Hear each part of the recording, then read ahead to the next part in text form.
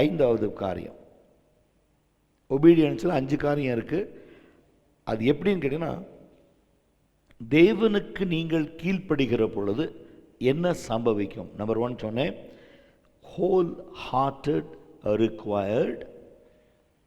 Deuteronomy 26:16, உபாகமும் 26:16. The price of success, Joshua 8:6-9 சொன்னேன். அது நீங்கள் படித்தா தான் விளங்கும் உங்களுக்கு. மூன்றாவது, obedient is better than a sacrifice. 1 Samuel 15:22, மூன்றாவது பகுதி. நாலாவது, obedience secures entrance into God's kingdom. Matthew 7:21. கடைசியாக சொல்லக்கூடியது imperative duty of life. The imperative, IMPERATIVE, imperative duty of life. You want me to tell this again? I'll tell you. IMPERATIVE, imperative duty of life. Acts chapter 5:29. வாசிச்சா உங்களுக்கு இன்னும் கொஞ்சம் புரியும். அப்போஸ்தலர் நடவடிக்கைகள் 5ஆம் அதிகாரம் 29ஆம் வசனம்.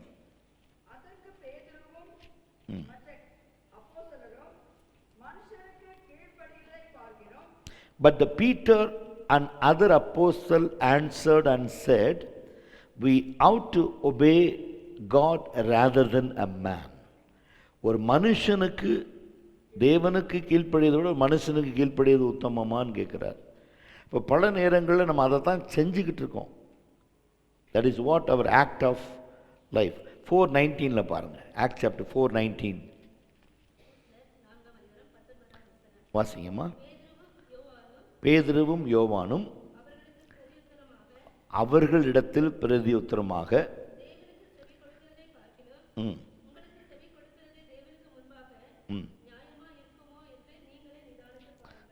இப்போ ஒரு இம்பரேட்டிவ் டியூட்டி அப்படின்னா நான் முதலே சொல்லிட்டேன், யாருக்கு கீழ்ப்படியணும். நீங்கள் ஒரு ஊழியம் அப்படின்னா என்ன நினச்சிக்கிறோம், ஒரு பைபிள் இருந்தால் மாத்திரம் போதும் ஊழியத்தை செஞ்சிடலாம் நினைக்கிறோம். ஆனால் ஊழியம் என்பது நமக்கு கிடைக்கிற ஒரு கமாண்ட், நம்ம உந்தப்படுதல். ஒரு கமாண்டு கிடைக்குது, நம்ம ஜெபம் பண்ணுறோம், ரிக்வெஸ்ட் கொடுக்குறாங்க. நான் லாஸ்ட் டைம் சொன்னேன், யார்கிட்ட உங்கள் ப்ரேயர் ரிக்வெஸ்ட்டு கொடுக்கணும், ஞாபகம் இருக்கா இல்லையா? யார்கிட்ட கொடுக்கணும் ரிக்வெஸ்ட்டை, அவங்க எப்படிப்பட்டவங்களா இருக்கணும், உனக்கு ஜெபிக்கிறவங்களுக்குள்ளே இருக்கிற கிருபை என்ன, வரங்கள் என்ன, தாளந்துகள் என்ன, இதெல்லாம் நீங்கள் ஆராய்ஞ்சு பார்த்த பிறகு தான் ஒருத்தர் ஜெப விண்ணப்பத்தையே கொடுக்கணும். அப்போது இன்றைக்கு நாம் பார்க்கிறதான சில நிலைகள் என்னென்னா, இன்றைக்கி யாரை பார்த்தாலும் எங்களுக்கு ஜெபம் பண்ணுங்கன்ட்டு போயிடும். யாராக இருந்தாலும் சரி, ஊழியக்காரன் இல்லையோ, அவங்க சொன்ன ஒரு சாட்சி நிமித்தமாக நான் ஒரு வீட்டுக்கு போய் ஜெபம் பண்ணேன், அவங்க சுகம் ஆகிட்டாங்கன்னா இது எனக்காகவும் ஜெபம் பண்ணிங்கன்னு ஓடுறோம் பின்னாடி.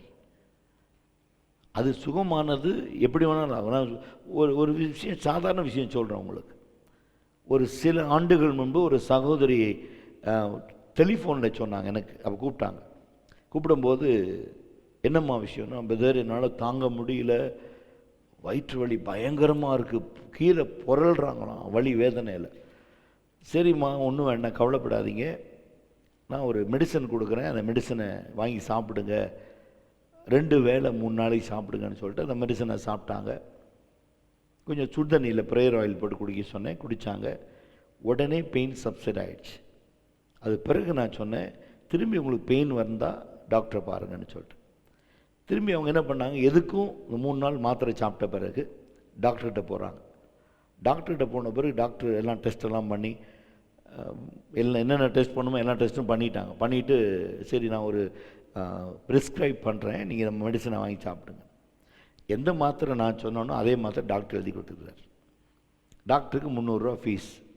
எல்லா டெஸ்ட்டும் ரிப்போர்ட்லாம் எடுத்தால் பார்த்தீங்கன்னா ஒரு 1500 ரூபாய்க்கு கிட்டத்தட்ட வந்துருச்சு. ஃபோன் பண்ணாங்க, பாஸ்டர் நீங்கள் கொடுத்த மருந்தே தான் கொடுத்துருக்காங்க, 3 நாள் மருந்து சாப்பிட்டீங்க, நல்லா ஆயிடுச்சு இல்லை, தூக்கி போட்டு வாங்கன்னு சொல்லிட்டேன். எதுக்கு இதை சொல்கிறேன்னா, நான் டாக்டர் மாதிரி என்கிட்ட கூப்பிட்றாதீங்க. சில நேரங்களில் ஒரு ஆபத்தான சூழ்நிலையில் தேவன் தம் ஊழியக்காரரை கொண்டு ஒரு ஆலோசனை கொடுப்பாருங்க தான் நான் சொல்ல வரல. அப்போ உந்தப்படுதல். நம்ம ரோட்டில் உட்காந்துட்டு என்ன வழினாலும் எனக்கு ஃபோன் பண்ணுங்க, நான் போட்டிருக்கோம், அட்வைஸ்மெண்ட் போட்டுக்கிட்டு இருக்கோம், உனக்கு பிரச்சனையாக என்ன கூப்பிடுன்னு உன்னால் ஒன்றும் செய்ய முடியாது. வேணால் போட்டு திரிங்க பார்க்கலாம். ஒரு டெலிஃபோன் ஒன்று வச்சுக்கோங்க கையில், ஒரு விசிட்டிங் கார்டு அடித்து வச்சுங்க, வீடு வீடாக கொடுங்க, ரோடாக போய் கொடுங்க. பிரச்சனைக்கு அவன் உனக்கு ஃபோன் பண்ணான்னா அந்த பிரச்சனை உன் மூலமாக சால்வ் ஆயிடுச்சுன்னா நான் கிறிஸ்துவே இல்லைன்னு தூக்கி போட்டு வந்துடுறேன், உன் பின்னாலேயே வந்துடுறேன். பைபிளை படிங்க, தெளிவாக படிங்க. அவருடைய நாம மகிமைக்காக தான் எல்லாத்தையுமே செய்யணும். வேறு சொல்கிறது, என் கணத்தை விக்கிரகத்துக்கோ ஒரு மனுஷனுக்கோ நான் கொடுக்க மாட்டேன். அப்போ நம்ம வேலை என்னென்னா, பிதாவாகிய தேவனுடைய வலது பாரிசத்தில் உட்கார்ந்து இருக்கிற கிறிஸ்துவை மகிமைப்படுத்தாதது பாவம். என்ன கூப்பிடு நான் கூப்பிட்றேன்னா, பைபிள் என்ன இருக்குன்னா, ஆபத்து காலத்தில் கிறிஸ்துவை கூப்பிடுங்கன்னா இருக்குது பைபிளில். உங்கள் பேர் இங்கே போட்டிருக்காங்க. அப்போ எந்த தைரியத்தில் அவங்கள கூப்பிட்றோம்? நம்ம ஜெப உதவிக்கு கூப்பிட்றோம். That is absolutely wrong.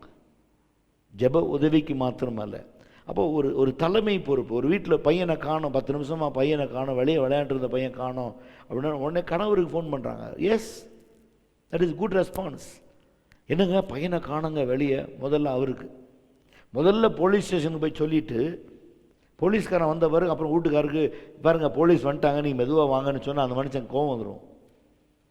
யாருக்கு சொல்லணும்? முதல்ல எப்படி சொல்லணும்?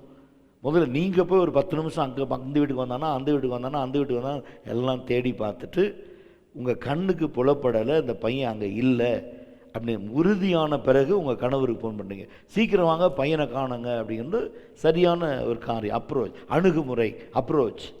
அதுக்கு பிறகு அவர் தேடின பிறகு அவங்க ஃப்ரெண்ட்ஸ் வீட்டுக்கெல்லாம் ஃபோன் பண்ணி எங்கே இருப்பானா அங்கே இருப்பானான்னு எல்லாம் உறுதி செய்யப்பட்ட பிறகு தான் எங்கே போகிறோம்? பையனை கொண்டு போய் காணோன்னு ஸ்டேஷனில் கம்ப்ளைண்ட் பண்ணுறோம். வழங்குதா உங்களுக்கு?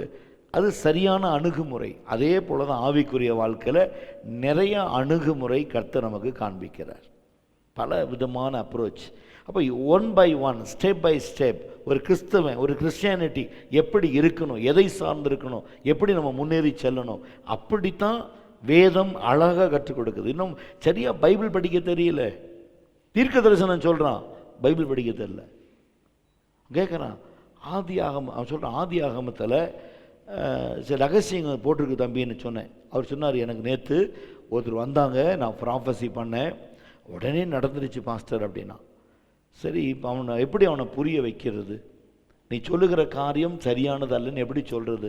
எடுத்தோடனே இல்லை நீ அப்படிலாம் சொல்லியிருக்கக்கூடாதுன்னு சொன்னால் அவன் மனசு உடைஞ்சு போவான். சரி, உடனே சொன்னேன், பாருப்பா நீ சொன்னது கரெக்ட் தான், நீ உனக்கு ஒரு ஆவியான மாம்சமான யாவர் மேலும் ஆவியை போடுவேன்ருக்கிறாரு. அதற்கான விளக்கம் ஆதியாகமம் 53, 52, 53 ஃபுல்லாக படிச்சுப்பார், தெளிவாக இருக்குது அப்படின்ட்டு.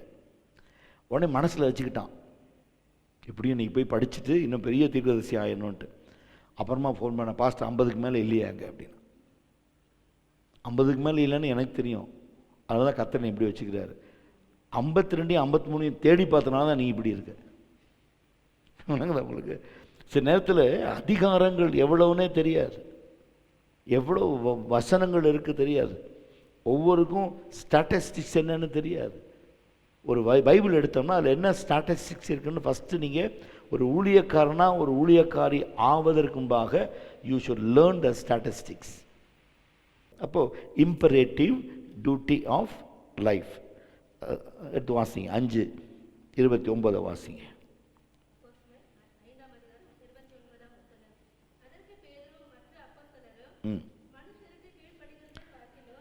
மனுஷருக்கு கீழ்ப்படுகிறதை பார்க்கிலும் தேவனுக்கு கீழ்ப்படுகிறது அவசியமாக இருக்கிறது அப்படின்னு சொல்லிட்டு தான் உங்களுக்கு 4ஆம் அதிகாரம் 19 வாசிக்க சொன்னேன்.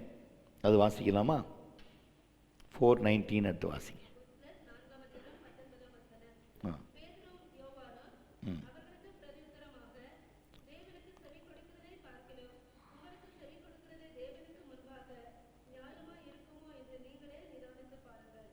அதாவது the superseding of obedience to God, superseding obedience to God, In instances where human authorities resist his will is modeled this passage.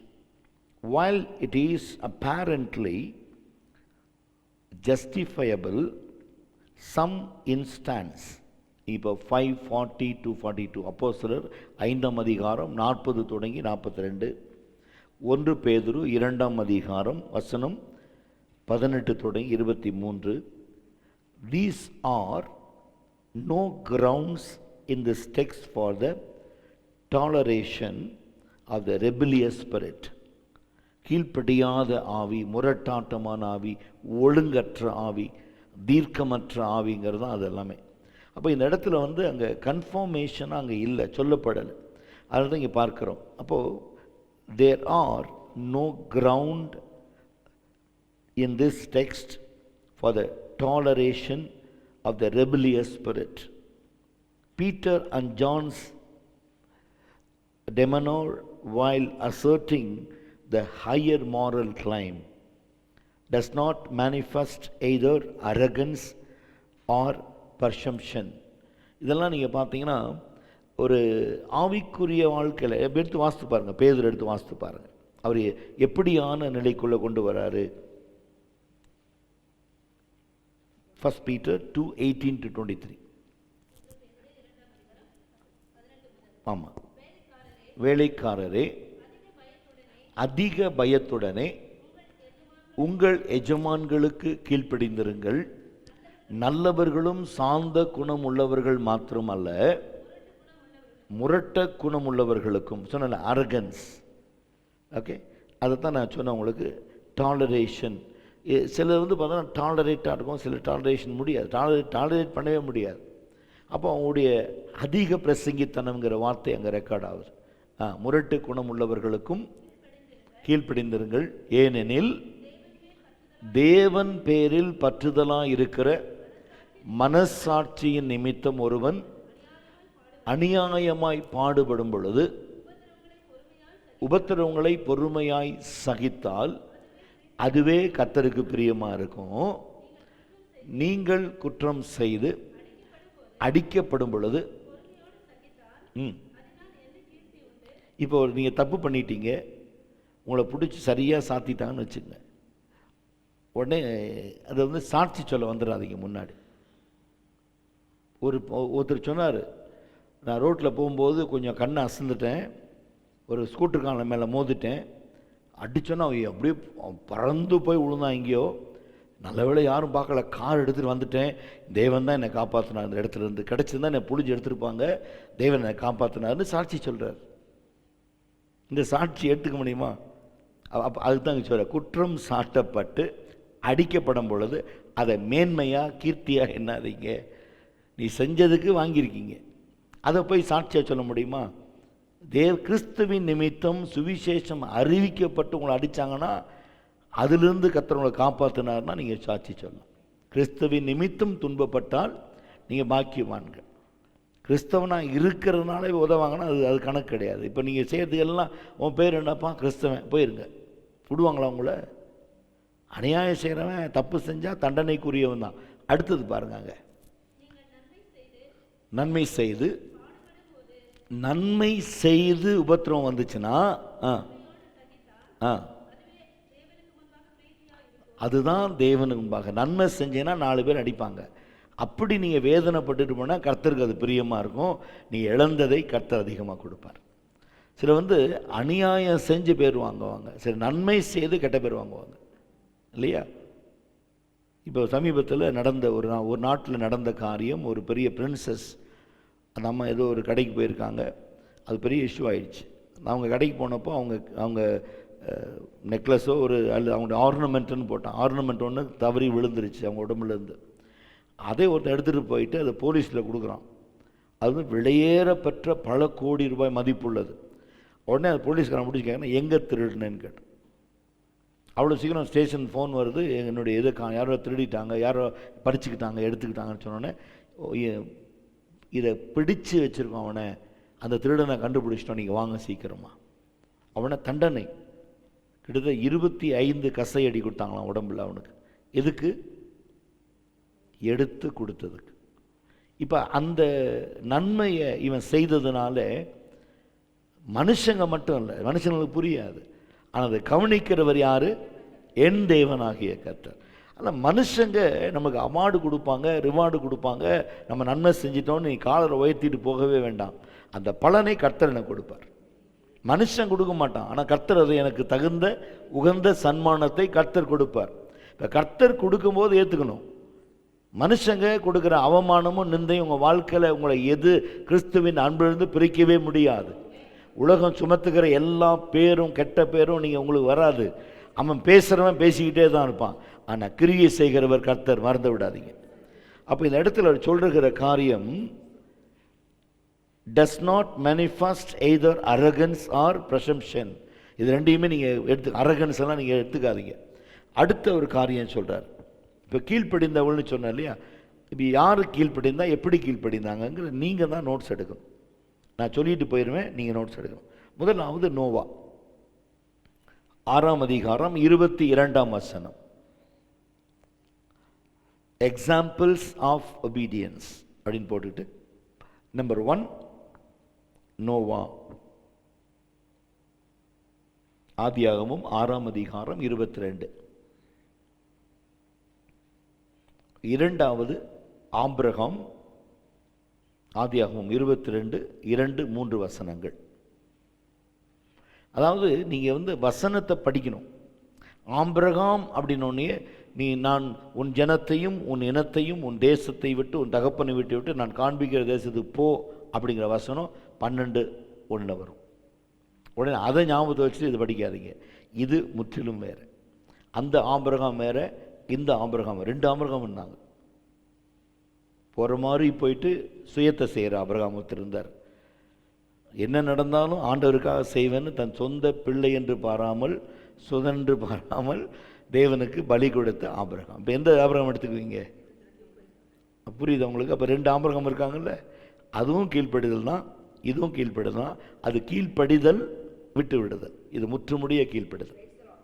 இது அந்த கீழ்ப்படிதலாவது பரவாயில்ல, எல்லாரும் தூக்கி போட்டு ஓடிடலாம். ஏன்னா உன்னை பெரிய ஜாதியாக்கி உன்னை ஆஸ்வதித்து உன்னை பெருகுவேன்னா கண்ணை மூடிட்டு ஓடிடலாம். விளங்குதா உங்களுக்கு? கண்ணை மூடிட்டு போகலாம். ஏன்னா எனக்கு இந்த பட்டணத்துக்குள்ளே நான் கால் வைப்பதற்கு காரணம் என் தேவனாகிய கர்த்தரை கொடுத்ததான வாக்கு தத்தம். நீ யாக்கோபை போல வெறும் கையனாய் போவாய், 2 பரிவாரத்தோடு திரும்பி வருவேன், நீ போ அப்படின்னு சொன்ன பிறகு தான் நான் கிளம்பி வந்தேன். அப்போ கிளம்பி வரும்போது ஒன்றுமே இல்லை. யாக்கோபுக்கு என்ன இருந்துச்சு? ஒன்றுமே இல்லை. 2 பரிவாரத்தோடு வரும். அந்த 2 பரிவாரம் யாருக்கு? ஒன்று அவனுக்கு சொந்தமானது, இன்னொன்று தன்னை கொலை செய்ய வகை தேடின தன் சகோதரனாகி ஏசாவுக்கு கொண்டு போனான். புரிஞ்சுதுங்களா உங்களுக்கு? இதெல்லாம் நீங்கள் மைண்டில் வச்சுக்கணும். இப்போ 2வது காரியம் ஆபிரகாம் சொன்னேன். 3வது எசேக்கியேல் 36:1. பெசாலேல், BEZALEL. எடுத்து வாசிப்போமா? 3வது பெசாலேல், BAZELEL. எடுத்து வாசிங்க. மனு புத்திரனே, நீர் இஸ்ரவேல் மலைகளை நோக்கி தீர்க்க தரிசனம் உரைத்து சொல்ல வேண்டியது என்னவென்றால், இஸ்ரவேல் மலைகளே கர்த்தருடைய வார்த்தையை கேளுங்கள். தொடர்ந்து வாசித்து பாருங்க, தொடர்ந்து வாசிங்க.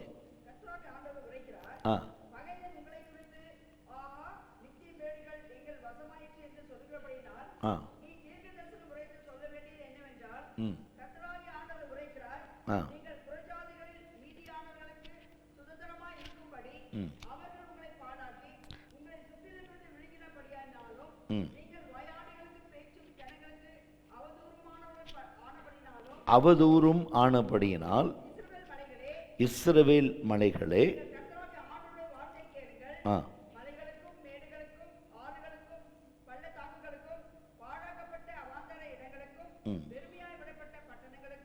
பாருங்க இங்கிலீஷ் பைபிளில் போட்டு பாருங்க. And Bezalel and Aholiab and every gifted artisan and whom the Lord has put wisdom and understanding to know how to do all manner of the work of service of the sanctuary shall do according to all the Lord has commanded. இதே யாத்திராகமம் 36:1.